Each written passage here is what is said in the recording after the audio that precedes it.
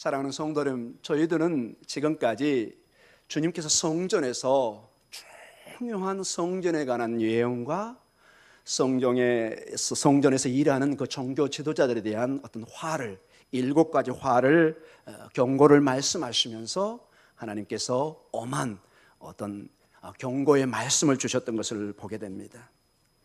이제 24장으로 이 장이 바뀌면서 이제 그들이 성전에서 나와서 감람산에 오른 가운데 지혜자들이 질문을 하고 그 질문의 대답이 주님께서 이 마지막 때의 징조를 말씀하십니다.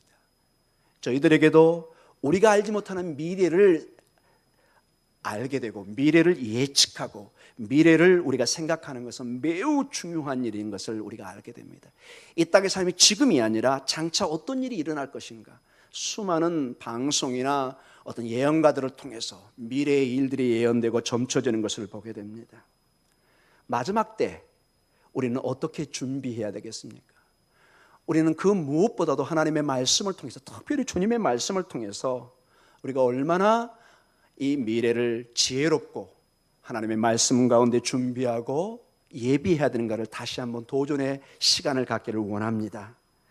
오늘 이 내용이 좀 길기 때문에 이게 좀 몇 조로 나눠서 오늘 말씀을 오늘은 1절에서 5절까지 특별히 영적인 어떤 징조에 대해서 살펴보도록 하겠습니다. 우리 주님이 좀 중요한 여러 가지 징조들을 우리 주님이 직접 말씀하셨습니다. 제자들에게 얘기했다는 것은 오고 가는 모든 교회에게 주신 경계의 말씀으로 주신 것입니다. 바라기는 이 말씀을 통해서 우리가 너무 지나치게 미래에 불안하고 떠는 것도 우리가 경계해야 되지만, 반대로 너무 미래를 낙관적으로 마치 유교나 불교의 어떤 사상처럼 세상은 돌고 돌고 오늘도 시작된 하루가 내일도 또다시 동일한 하루가 시작된다는 식으로 생각한다면 이 말씀은 큰 경고의 말씀으로 다가오는 것입니다. 주님의 창세기 시작했으면 성경은 요한계시록의 마지막에 있다고 얘기합니다. 심판이 있고 마지막 종말이 있다는 것입니다.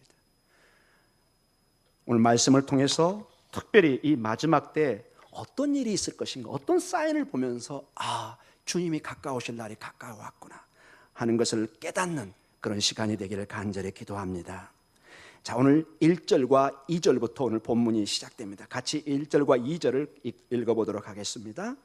예수께서 성전에서 나와서 가실 때 제자들이 성전 건물들을 가리켜 보이려고 나오니 대답하여 이르시되 너희가 이 모든 것을 보지 못하느냐? 내가 진실로 너희에게 이르노니 돌 하나도 돌 위에 남지 않고 다 무너뜨려지리라. 아멘. 자, 오늘 본문을 보면은 1절에 예수께서 어디서 나오죠? 성전에서 나옵니다. 그 전까지는 모든 대화와 이 이야기들이 성전 안에서 이루어진 것을 보게 됩니다. 성전에 나와서 그들이 이제 그 하반부로 가면은 감람산, 올리브산으로 옮겨가는 것을 보게 됩니다. 자, 그런데 1절에 보면은 좀 특이한 상황이 일어납니다. 주님께서 성전에 대해서 지금까지 계속 말씀을 하셨습니다. 제자들과 함께 종교 지도자들에게. 근데 제자들이 특이한 현상이 하나가 일어납니다. 제자들이 어떤 행동을 취하죠, 여러분? 1절에 제자들이 같이 읽습니다. 성전 건물들을 가리켜 보이려고 나오니. 자, 지금까지 주님의 말씀을 들은 그들이 이 심각성을 깨닫고 좀 다른 성숙한 모습을 보여줘야 되는데 아직도 제자들은 주님의 그 말씀을, 영적인 말씀을 깨닫지 못하고 그 건물, 큰 성전 건물을 가리키면서 주님 이것 좀 보세요, 이 큰 아름다운 성전을 한번 봐보세요, 이런 식으로 가리키는 것입니다. 사랑하는 성도 여러분, 그 당시 성전은 정말 컸습니다. 헤롯 대왕이 이 성전을 약 한 82년 정도, 몇 년이요? 약 한 82년에 걸쳐서 완성을 했습니다.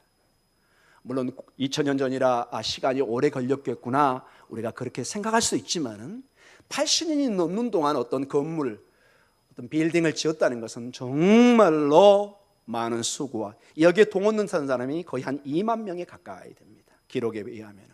그리고 돌들이 큰 건 어떤 기초석들은 100톤에서 200톤이 넘습니다.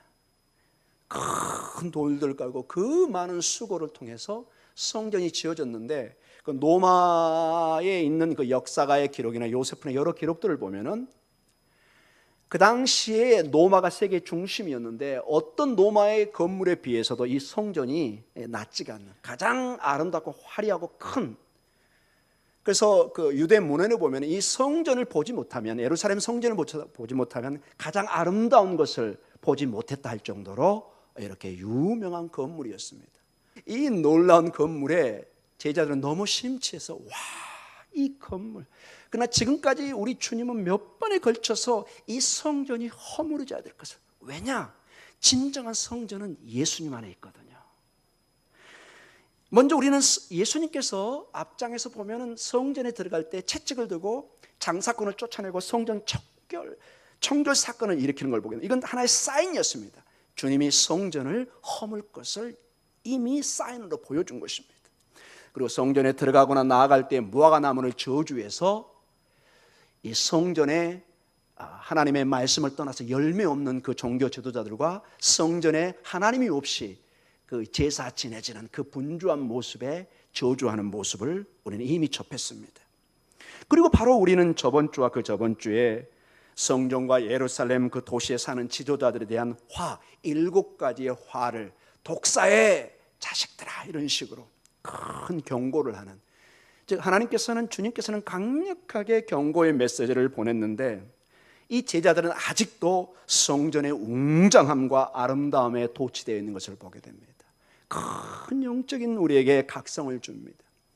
우리의 신앙생활에 복음에 초점을 맞추지 않으면 우리는 나도 모르게 세상의 과학과 세상의 문명과 세상의 힘에 도취되어서 우리 신앙이, 우리의 믿음이 우리의 순례자의 길이 흐려지는 것을 보게 됩니다.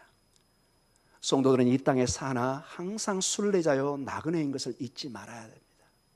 우리의 삶은 우리가 이것을 취할 수 있는 주인이 아니라는 것입니다. 우리는 어떠한 목표를 향해서 가야 되는, 주님이 부르시면 모든 것을 놓고 가야 되는 마치 모래성과 같은 세상을 살고 있습니다. 휴가 가서 자녀들이, 손주들이 모래성을 쌓습니다. 그러나 점심이 되고 저녁에 갈 때가 되면 그 모래성을 다 떠서 섞어 떠서 가시나요? 아닙니다. 놓고 와야 됩니다. 그럼 파도가 쳐서 어떻게 될까요? 모래성은 사라져갑니다. 사랑하는 성도 여러분, 여러분의 삶이 최선을 다해 이 땅의 삶을 살되 우리의 직장이, 우리의 명예가, 우리의 건강이, 우리의 은행 잔고가 이 복음을 흐리는, 예수 그리스도의 생명의 그 신앙을 흐리는 그런 일이 없도록 우리는 경계해야 될 줄 믿습니다. 쉬운 일이 아니라는 것입니다. 왜냐? 제자들이, 바로 우리의 믿음의 선배인 제자들이 오늘 그 일을 하고 있습니다. 그 말씀을 나오는데 주님, 이 성전을 좀 봐보세요, 그렇게 가르치고 있습니다. 주님이 2절로 그래서 응답을 합니다. 2절 같이 한번 읽어볼까요? 대답하여 이르시되 너희가 이 모든 것을 보지 못하느냐? 내가 진실로 너희에게 이르노니 돌 하나도 돌 위에 남지 않고 다 무너뜨려지리라. 아멘. 너무나 충격적인 답변을 줍니다. 82년 가까이, 80년 가까이 그 공을 들여서 만들어진 이 성전이 돌 하나의 돌 남지 않고 다 무너질 것을 예언합니다. 아마 제자들은 주님이 말씀하시니까 듣긴 듣지만 속으로 굉장히 불쾌하고 불가능한 것처럼 들었을 것입니다. 주님, 이 성전은 안 무너집니다. 이거 어떻게 몇 년을 세운 건데요? 지금 기초석이 막 2톤, 3톤 막 이렇게 큰 돌들이 있는데 어떻게 이게 무너집니까? 여러분, 정말로 주님이 돌아가신 이후에 주후 70년에 로마 장군 디도 장군에 의해서 그대로 성전이 파괴됩니다.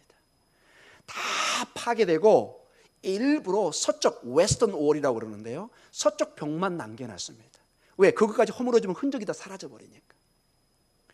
지금도 여러분이 성주 순례하면은 그 웨스턴 월, 그 서쪽 벽이 지금도 남아있습니다. 예수님 당시 벽이. 그래서 수천 년 동안 유대인들은 성지 순례하며 그들의 성전이 다시 재건될 것을, 그들의 메시아를 기다리면서 거기 가서 얼마나 울었던지 이 서쪽 벽을 통곡의 벽이라고 별명이 붙어진 Wailing Wall, 이렇게 또 발음을 합니다. 통곡의 벽, 서쪽의 벽. 즉 하나님의 영광의 성전을 떠날 수 있는 것을 말씀하십니다. 성전이 파괴됐다는 것은 하나님의 영광이, 하나님의 보호가 떠났다는 것입니다. 유대인들에게는 얼마나 이게 충격적인 이야기였는지. 그러나 이미 주님은 에스겔 선지자, 즉 이 포로기에 있었던 이 에스겔 선지자에게 이미 예언의 말씀을 주셨습니다. 하나님의 영광이 하나님의 집에서 떠날 수 있다는 것을 에스겔서 11장 22절과 24절에 이렇게 말씀이 나옵니다. 같이 읽습니다. 그때 그룹들이 날개를 드는데 바퀴도 그 곁에 있고 이스라엘 하나님의 영광도 그 위에 덮었더니 여호와의 영광이 성읍 가운데서부터 올라가 성읍 동쪽 산에 머무르고 주의 영이 나를 들어 하나님의 영의 환상 중에 데리고 갈대아에 있는 사로잡힌 자 중에 이르시더니 내가 본 환상이 나를 떠나 올라간지라. 에스겔의 하나님의 환상과 아직 이때는 예루살렘 성전이 파괴가 안 된, 바벨론에 의해서 안 된 상태입니다. 근데 환상을 봅니다. 하나님의 영광, 하나님의 쉐키나가 예루살렘 도시의 성전에 있다가 이게 동쪽 산에, 즉 감람산, 오늘 예수님께서 올라가서 말씀하신 그 올리브 산에 올라갑니다. 기드론 골짜기의 그 맞은편에 큰 예루살렘 성이 약 한 800고지인데 이 감람산은 한 1000m 정도 됩니다. 이렇게 좀 위쪽에 이렇게 보면 앞에 딱 서 있습니다. 거기에 머물다가 이제 이 다니엘을 따라서 저 갈대아, 지금의 이라크 쪽으로 옮겨가는 하나님의 영이 움직여 가고 있습니다.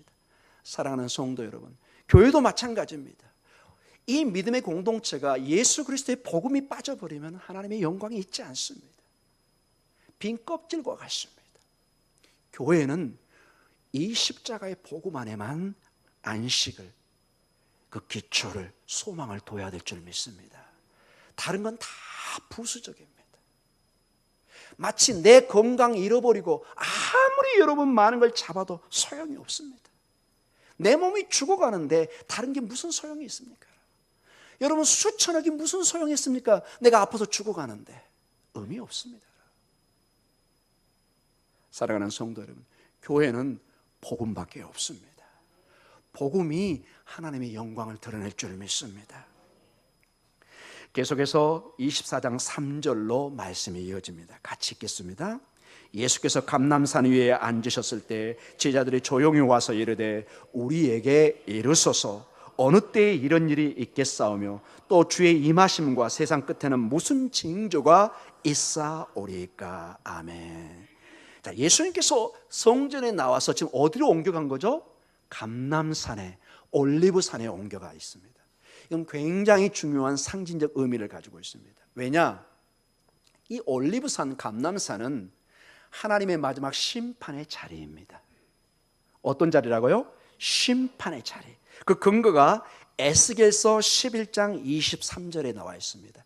에스겔서 11장 23절과 스가랴서 14장 4절에 보니까 스가랴서 14장 4절에 하나님께서 마지막 심판을 하시는데 이 감람산에, 올리브산에 좌정하시고 온 성과 온 세상을 심판하십니다.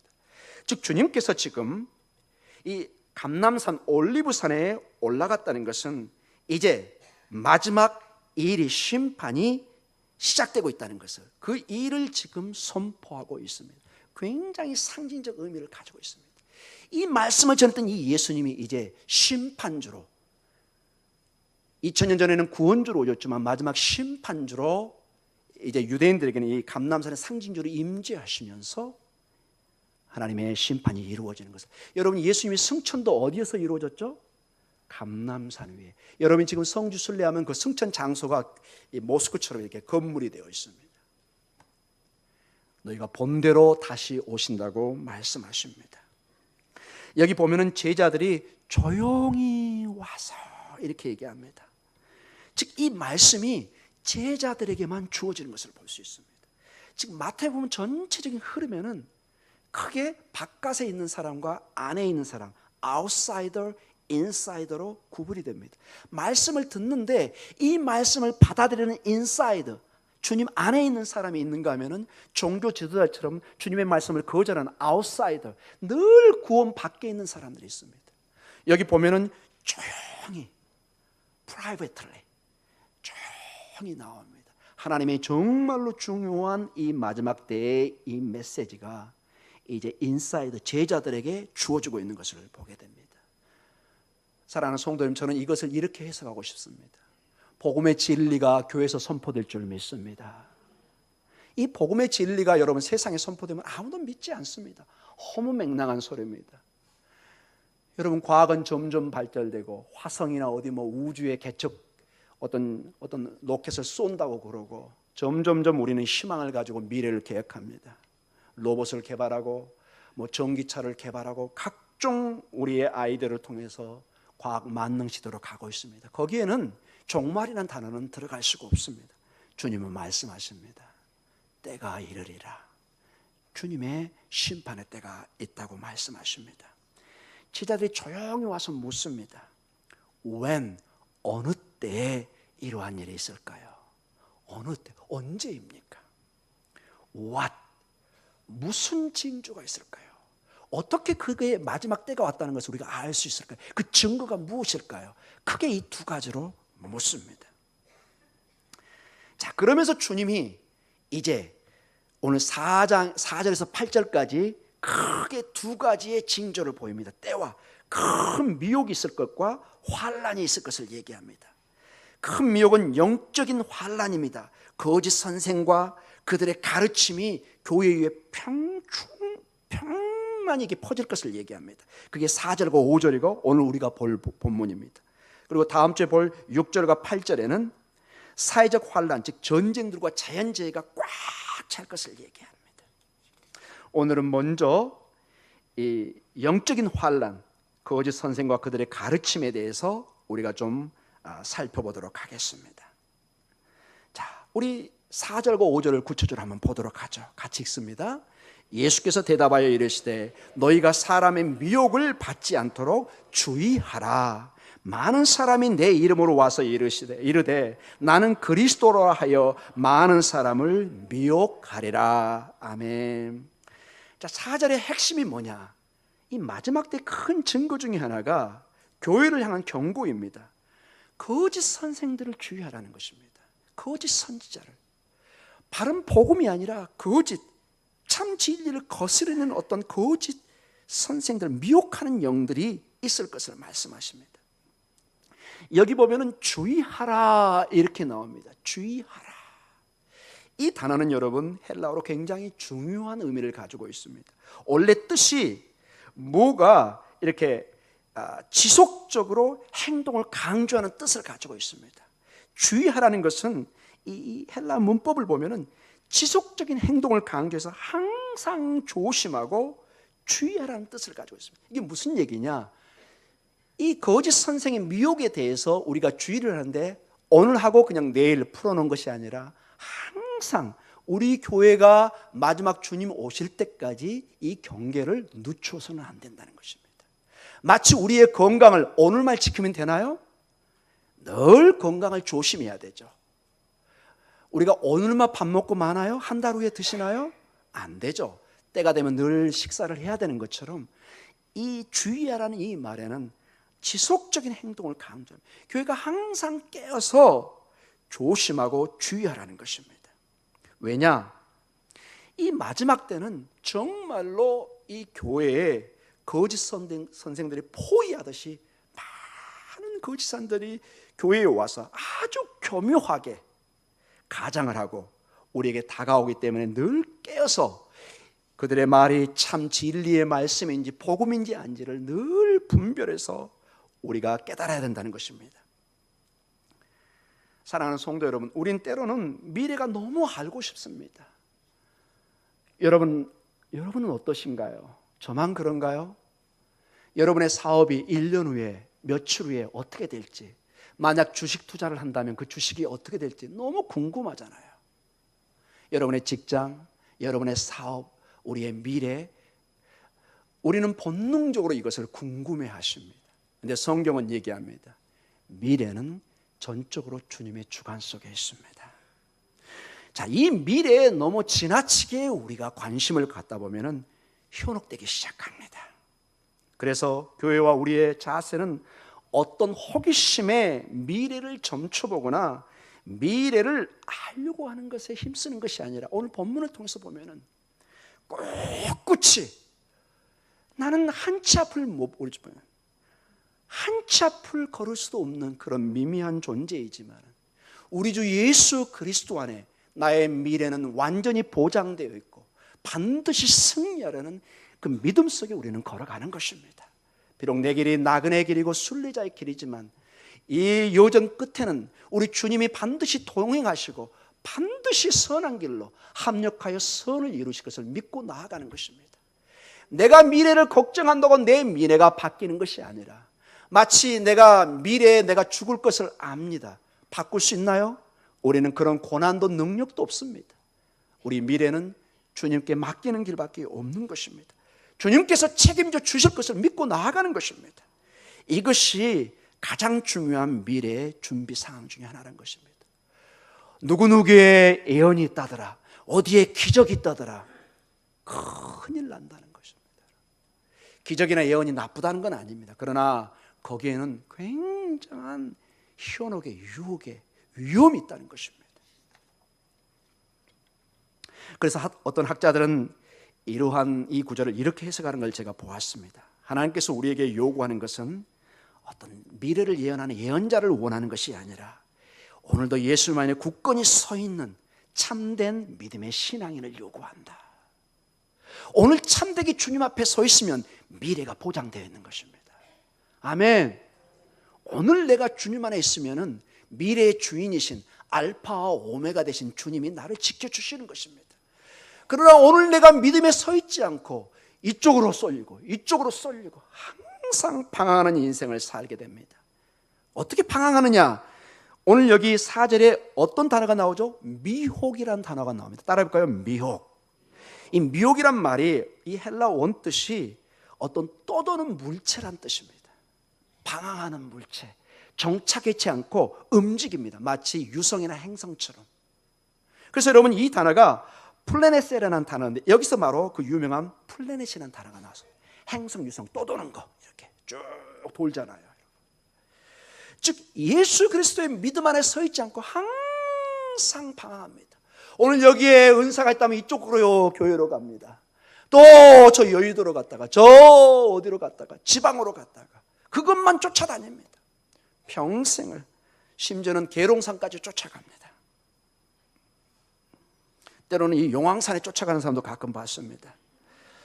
말세는 많은 사람들이 비정상적으로 이렇게 영적인 것에 속기 쉬운 상태로 막 빠져듭니다. 여러분 거기 다른 사람들은요 정상적인 사고를 못합니다. 그게 전부인 줄 압니다. 거기에 하나님의 능력이 있다고 믿습니다. 그래서 어떤 학자는 이렇게도 또 묘사하는 걸 봤습니다. 미래의 비밀스러운 일에 지나치게 관심을 가진 사람은 미혹하는 자의 덫에 걸리기가 아주 쉽다. 마치 여러분 불나방처럼 여름에 여러분 큰 불을 펴놨는데 그냥 나방들이 달려듭니다. 뭐하러 가는 거죠? 죽으러 가는 것입니다. 사랑하는 성도 여러분, 미래를 아는 거 중요하지만 거기에 지나친 관심을 가지고 너무 집착하다 보면은 마귀가, 미혹의 영이 딱 덫에 가둬서 그의 인생이 항상 불안하고 항상 떠도는, 미혹이란 말 자체가 정착하지 못하고 떠도는 것입니다. 방황한다는 뜻을 가지고 있습니다. 이런 교회에게, 제자들에게 주님이 간곡하게 부탁한 말씀이 있습니다. 주님께서 부활 이후에 40일 가까이 있다가 이제 어느 날 승천할 때가 왔습니다. 제자들이 묻습니다. 미래에 대해서. 주님이 이렇게 간곡하게 당부합니다. 사도행전 1장 6절과 8절 말씀입니다. 교회가 반드시 명심해야 될 말씀입니다. 같이 읽습니다. 그들이 모였을 때 예수께 여쭈어 이르되 주께서 이스라엘 나라를 회복하심이 이때니까 하니 이르시되 때와 시기는 아버지께서 자기의 권한에 두셨으니 너희가 알 바 아니요 오직 성령이 너희에게 임하시면 너희가 권능을 받고 예루살렘과 온 유대와 사마리아 땅끝까지 이르러 내 증인이 되리라 하시니라. 아멘. 주님 가시기 전에 때와 시기를 좀 알려주세요. 하나님의 나라가, 하나님의 때가 언제 완성이 됩니까? 내 사랑하는 아들 딸들아, 때와 때와 시기는 누구의 고난에 있어요? 아버지 하나님의 고난에 있어요. 심지어 나도 모른다 그럽니다. 아버지의 시간과 그 때를, 시기와 때는 아버지의 고난 속에 있기 때문에 7절에 아주 단호하게 얘기합니다. 하반부에 뭐라고 나오죠? 너희가 알 바 아니요. 너희는 물론 궁금하겠지만은 너희가 할 수 있는 영역이 아니라는 것입니다. 너희가 할 바가 아니다. 그러면 정말로 너희가 해야 될 게 무엇이냐? 오직 성령이 너희에게 임하시면 예루살렘과 온 유다와 사마리아 땅끝까지는 뭐가 되라는 거죠? 내 증인이 되라. 성령이 임하여서 증인, 복음을 전하는 사람이 되라는 것입니다. 이 마지막 때 가장 중요한 것은 복음이라는 것입니다. 복음, 예수 그리스도의 복음 안에 있으면은 이 미래의 종말을 우리가 거뜬히 준비하고 이겨낼 수 있다는 것입니다. 답은 복음과 복음 전파에 있는 것입니다. 교회가 어떤 예언이나 무슨 기적이나 이사나 막 여기에 해서 어떤 교회는 모든 거기에 집중되어 있어요. 예배 시간이 막 3시간, 4시간 동안 막 찬송하면서 막 주여 임하소서 기적만 베푸는, 저는 그것도 필요하다고 봅니다. 그러나 저희 교회는 저는 절대로 그렇게 인도하지 않을 것입니다. 우리는 절대로 믿습니다. 오직 하나님의 말씀이 온전히 선포되는 가운데 하나님의 영광이, 하나님의 임재가 있다는 것을. 사랑하는 성도 여러분, 그런 것도 때로는 좋지만은 그러나 교회라는 건 전통이 있고 중요한 정체성이라는 것이 있습니다. 하나님의 말씀이 온전히 복음이 선포되지 않는 가운데 은사만을, 치유만을, 예언만을, 미래의 어떤 것든 굉장한 것만을 구할 때 얼마나 위험한가를 우리에게 보여주고 있습니다. 자, 그래서 우리 주님은 계속해서 오늘 이 말씀을 통해서 계속해서 이렇게 얘기합니다. 24장 5절입니다. 많은 사람이 내일, 같이 읽습니다. 많은 사람이 내 이름으로 와서 이르되 나는 그리스도라 하여 많은 사람을 미혹하리라. 아멘. 자, 복음을 바로 증거해야 되는 게 이 복음을 교묘하게 이용해서 우리를 유혹해 오는 것입니다. 왜냐? 예수의 이름으로, 어떤 그리스도의 이름으로 이 일들을 하는데, 여러분 5절은 굉장히 주목해서 보셔야 됩니다. 여기 보면 5절에 어떤 두 단어가, 한 단어가 2번 반복됩니다. 혹시 그게 보이시나요? 많은, 아주 정확하게 보셨습니다. 많은. 우리가 앞으로 볼 이 4절부터 14절까지 이 많은이라는 단어가 6번 반복됩니다. 몇 번이요? 6번. 5절, 우리가 봤던 이 5절에 2번 반복됩니다. 우리가 앞으로 볼 10절에 1번, 11절에 2번, 12절에 1번. 그래, 종합적으로 6번 반복됩니다. 많은 뭐가요? 5절에 사람이, 즉 거짓 선생이 한두 사람이 아니라 뭐 한다고요? 많다는 것입니다. 여러분 멀리 갈 필요 없이 우리 한국교회에 예수라는 사람이 거의 50명 대 60명 정도 됩니다. 하나님이라는 사람은 조금 적습니다. 실제로 주변에, 저번에 우리가 여러분 여기에 오후 예배 때 2단 강의를 들었을 때 여러분 아마 어느 정도 들으셨습니다. 여러분 알고 계실 것입니다.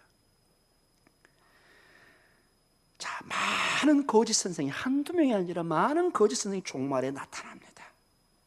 그리고 종말에는 여기 보니까 많은 사람을 미혹합니다. 이게 무슨 얘기냐? 여기서 미혹되는 사람들이 교회 성도를 얘기합니다. 교회는 다니긴 다는데 많은 사람이 마지막 때 이러한 가르침에 현혹되어서 전통교회를 떠나서 이런 이단으로 가게 된다는 것입니다. 여러분 신천지에 지금 한 20만 명 정도의 구성원이 있다고 그러는데 거기에 3분의 2가 어디서 나간 사람일까요? 여러분 거짓말 아니시죠? 교회에서 나간 사람들입니다. 이게 장난이 아닙니다. 여러분. 숫자가 2만 명도 아니고 몇만 명이라고요? 20만 명. 이건 제가 아니라 이미 통계로 나온 것입니다. 뭔가 그들이 지금 현혹하고 있는 것입니다. 이단에 이게 빠지면은 부모도 안 보입니다, 여러분. 이게 영적인 문제이기 때문에 그렇게 심각한 일이 납니다. 여러분 이거를 웃어 넘기면 안 돼요. 우리의 손주나 우리 자녀들이 타켓이에요. 그때 그 강사가 얘기했잖아요. 여러분. 멀쩡한 사람이 간다니까요. 뭔가 신비한 것이 그냥 홀리듯이 나방이 그냥 불로 뛰어들듯이 그냥 가는 것입니다.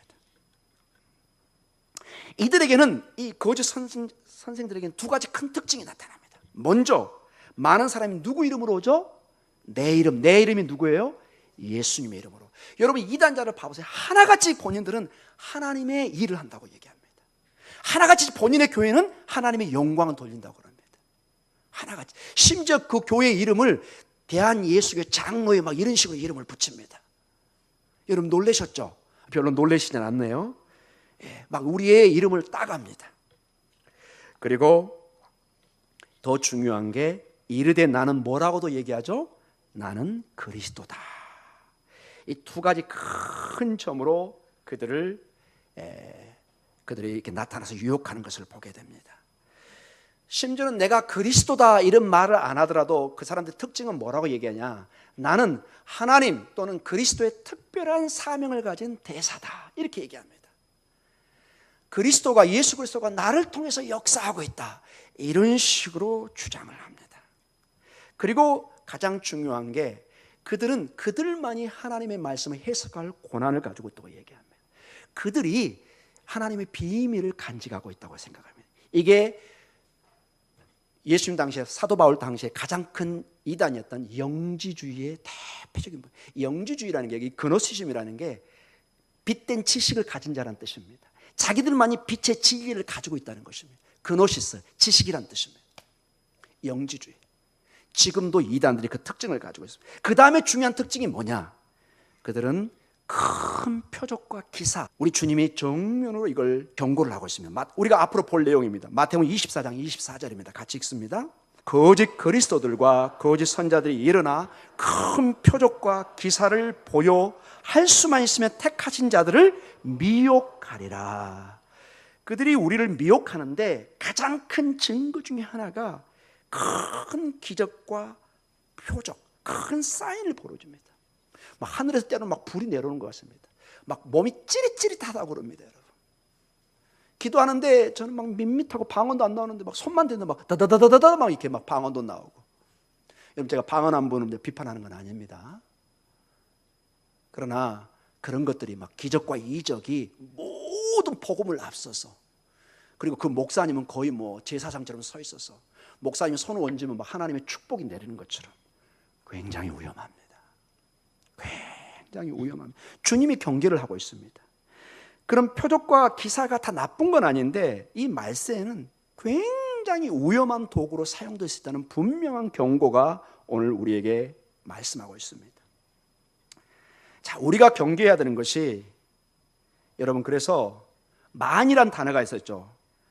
적은 사람이 아니라 많이 일어날 것이라는 것입니다. 많이. 그리고 그들의 사역이 작게 끝나지 않습니다. 많이 크게 성공할 것입니다. 여러분, 기적과 이적이 있는데 여러분, 사람들이 제주도에서 올라옵니다. 여러분, 뉴욕에서도 비행기 타고 왔다가 예배드리고 가는 사람도 제가 실제 들어본 적이 있습니다. 누가 그런 열심을 내겠습니까, 여러분? 기적과 표적이 있으니까 뉴욕에서도 비행기 날려가지고 전세를 내서 와가지고 예배드리고 다시 바빠서 가는, 우리 성도님들은 거기에 3분의 1만 따라가면 너무 감사하겠습니다. 예배, 하나님의 복음에 여러분이 조금만 더 열심히 하시면 하나님 축복해 주실 줄 믿습니다. 아멘. 사랑하는 성도 여러분, 이제 결론적으로 말씀을 마치겠습니다. 어떤 학자가 이렇게 결론을 냈습니다. 기적과 이적, 이 사인이, 그리고 많은 수의 무리가 참된 교회의 표지, 증거는 아니라는 것입니다.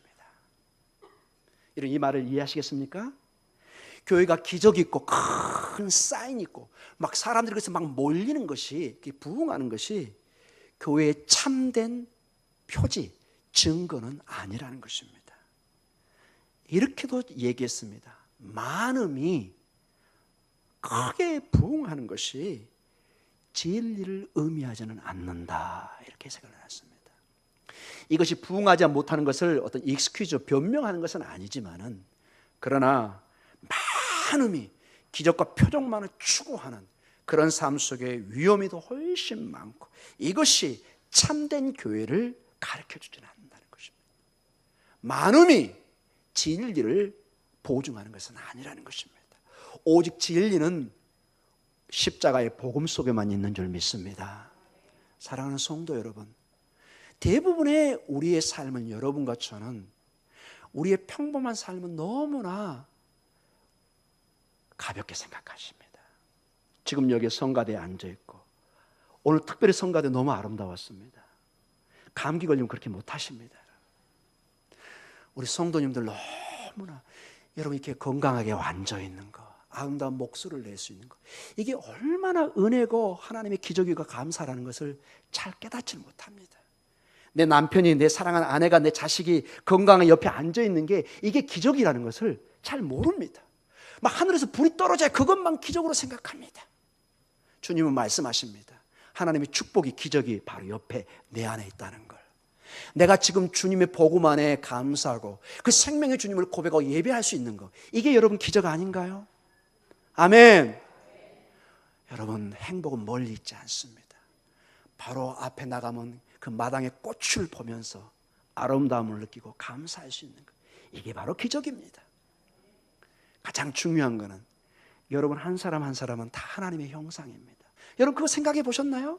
내가 무엇의 모양으로 태어났다고 만들어졌다고요? 하나님의 형상. 내 안에 하나님이 있는 거예요. 내 사랑하는 아들, 딸이 나의 형상이에요. 내 친구가, 내 동료가, 내 성도가 하나님의 형상이에요. 하나님의 임재라니까요. 하나님의 축복이라니까요. 그분을 만지고 사랑하면 하나님의 축복을 만지고 하나님의 사랑을 나누는 것입니다. 할렐루야. 사랑하는 성도 여러분, 이 믿음 속에 우리 목동중앙교회는, 우리 장로님도 오늘 기도 중에 말씀하셨지만 푸른 마릅니다. 꽃은 칩니다. 기적과 이적은 순간적입니다. 오늘 났지만 언젠간 다 죽습니다. 여러분, 나사로도 부활해 살아났지만 나사로가 계속 산다는 얘기 들으셨나요? 큰일 날 소리죠. 다시 무덤 속으로 들어갔습니다. 모든 건 일시적이고 다 잠시뿐입니다.